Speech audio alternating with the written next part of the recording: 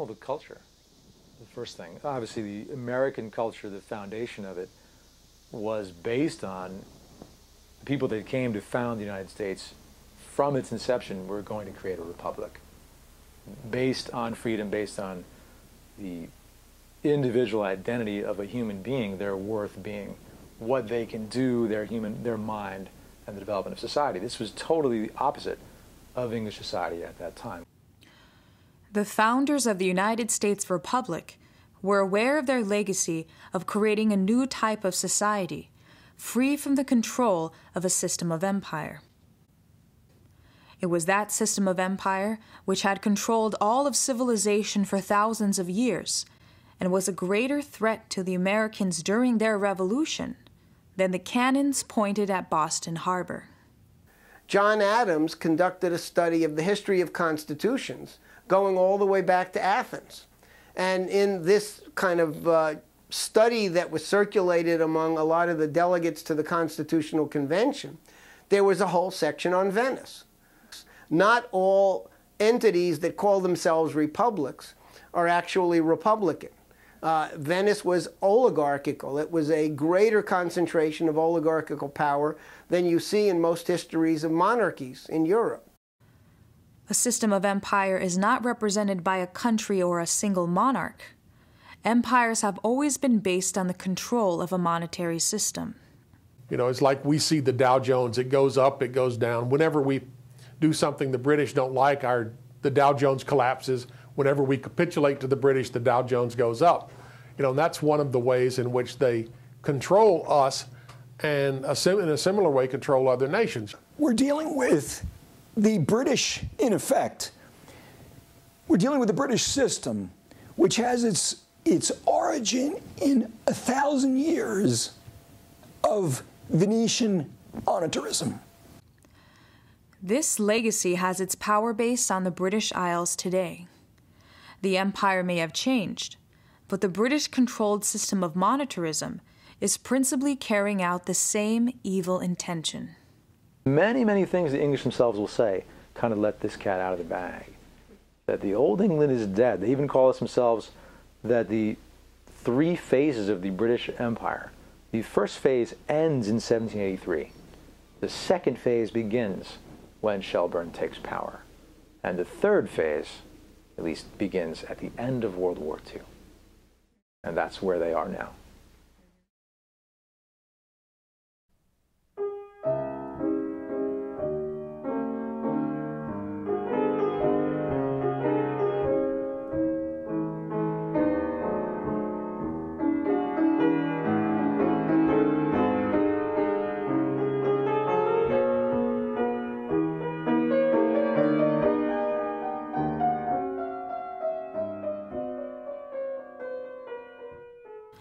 The year is 1780 in England. The American Revolution is still underway on the other side of the Atlantic, and those intelligent enough see that Britain is heading towards a defeat in America. The English army has now become so desperate for conscripts to fight against the Americans that they decide to forego the old rules and allow Catholics to openly join the British Army. A counter-reaction forms around a member of the House of Lords to have a Protestant march on Parliament against the Catholic Relief Act of 1778. Key to this operation was a major player of the British East India Company faction named Lord Shelburne.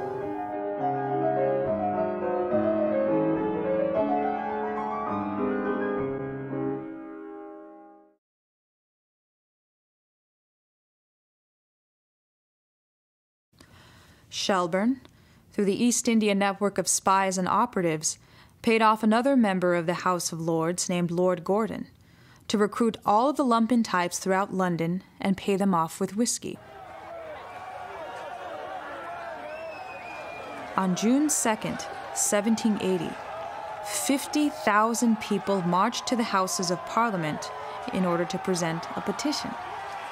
They were also given lists of names of leading figures in the Parliament who were to be physically beaten.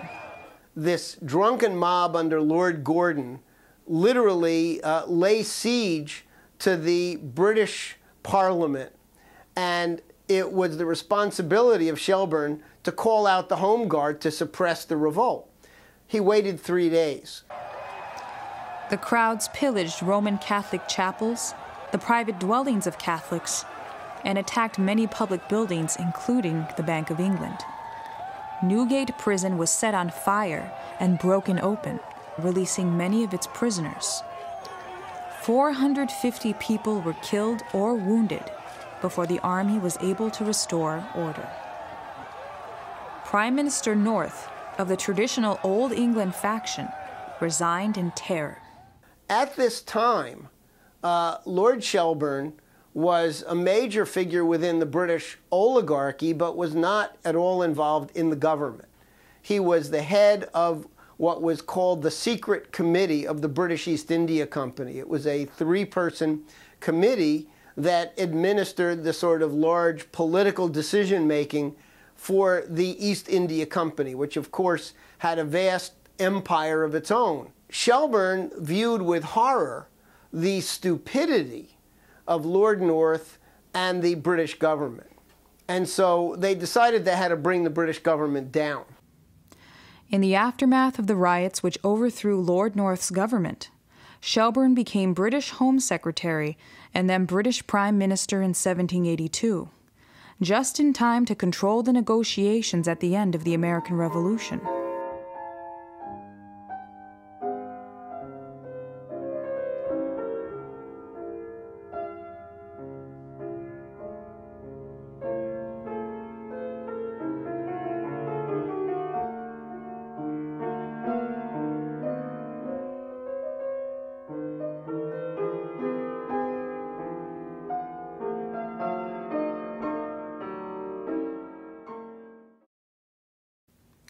But to understand what is coming into power as Shelburne steps into government, take a look back to the early 1760s.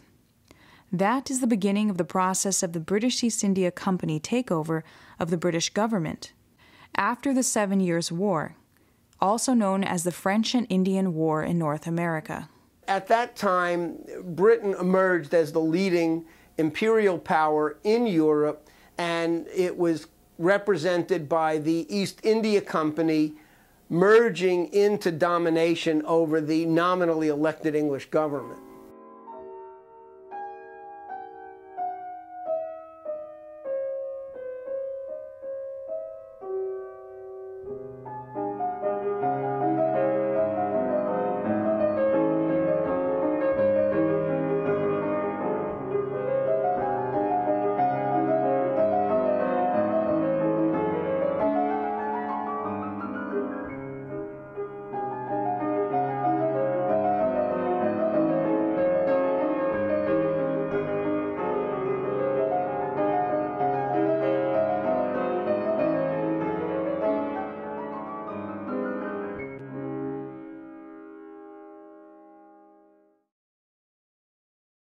The culture of England began to shift. The East India Company men who had fought the French in India were now returning home.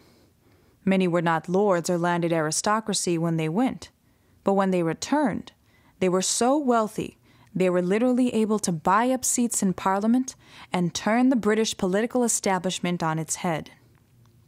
This is a company you can think of a lot like a Halliburton or Blackwater, in that it was privately owned, but doing a supposedly public service for the empire. Has an incredible fleet, its own army, its own money when it's on the ground in India, controls the China trade back into England, controls trade to the American colonies, and of course controls the monopoly on tea into America and England. These guys also have no allegiance really to Old England. They don't see the empire as centered in England anymore. They see it as a global empire, a financier empire. In other words, they're perfectly willing to build ships in India with Indian slave labor and have the Detworth shipyard in London be almost go bankrupt because they're building it so cheaply, but they really don't care. So they're not even looking at their effect on England proper. They're willing to ruin some of the English economy for their own gain. A constitutional crisis erupted in 1768 in England. The crisis came to a head over the question of whether East India, which had its own army, have the right to declare war outside of the control of the Crown. And the answer from East India was yes, they did. The Crown's answer was no, you don't. And this was a huge conflict in England, in the open and also mostly behind the scenes. The national debt in 1768 in England was astronomical from the 7 Years' War, and it was seen to be advantageous to the Crown and the Treasury to bring East India in a slightly regulated way. Lord North, in 1772, created the Regulating Act, which is the first time there was a fusion of East India into the government. The Act called for the Board of Trade to appoint 4 directors of the British East India Company, and for the East India Company to appoint 4 members of the Board of Trade of the government. This is the first time there is a public merger. This is a signal to the Americans, especially Benjamin Franklin, that at this time, this signals pretty much that the revolution, the American Revolution, is the only way to go very soon. Because now this financier power is grabbing control of English policy. There's no longer a separation between the Americans are against the East India Company policy but are appealing to the Crown for protection. Those two forces have now become intermarried by this act in 1772. It gets much worse in 1784. In the 1770s in England, there had existed a very large pro-American segment of the English population who were against what the British East India Company was doing. Shelburne began the process of creating a structure in England that eliminated any chance for English patriots to save their country.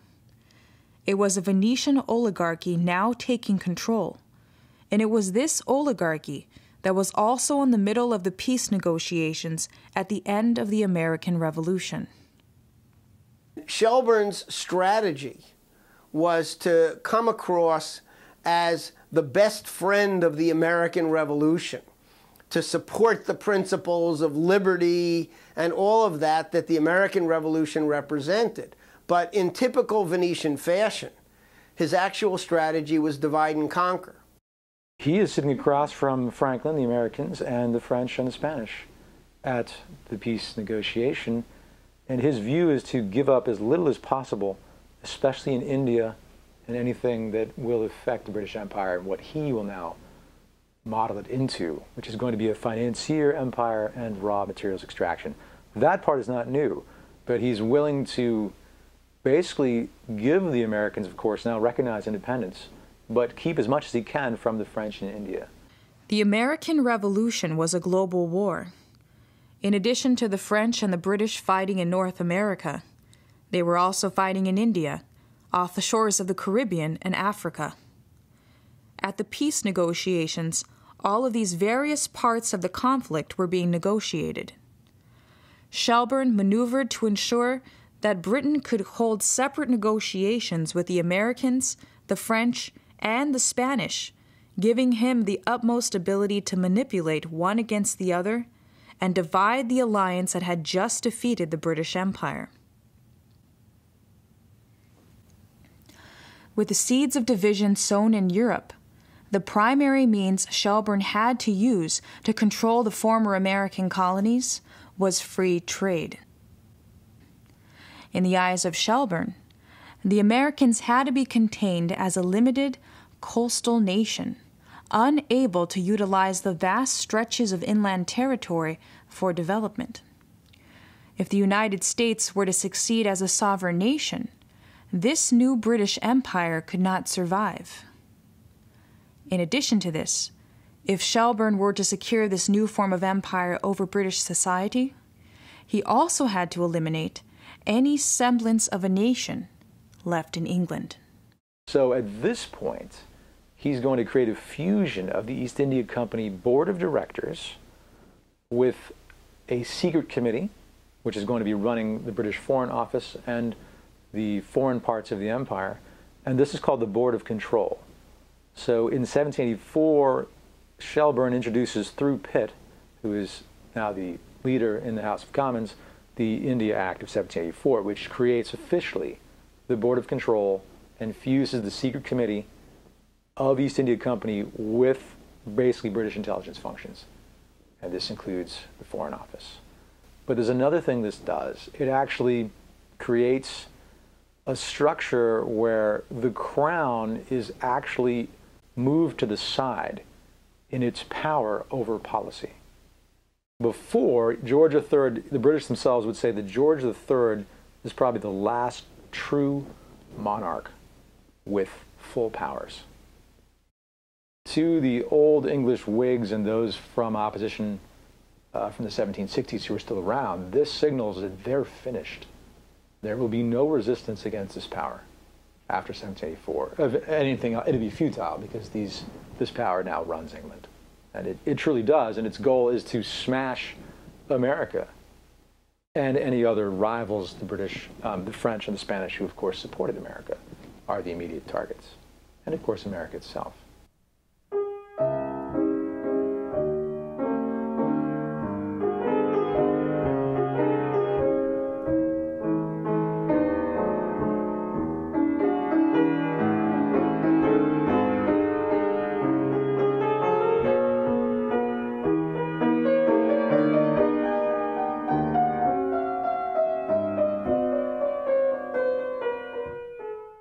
The first priority of this power was the completion of the total destruction of France that had begun with Britain's military victory during the 7 Years' War.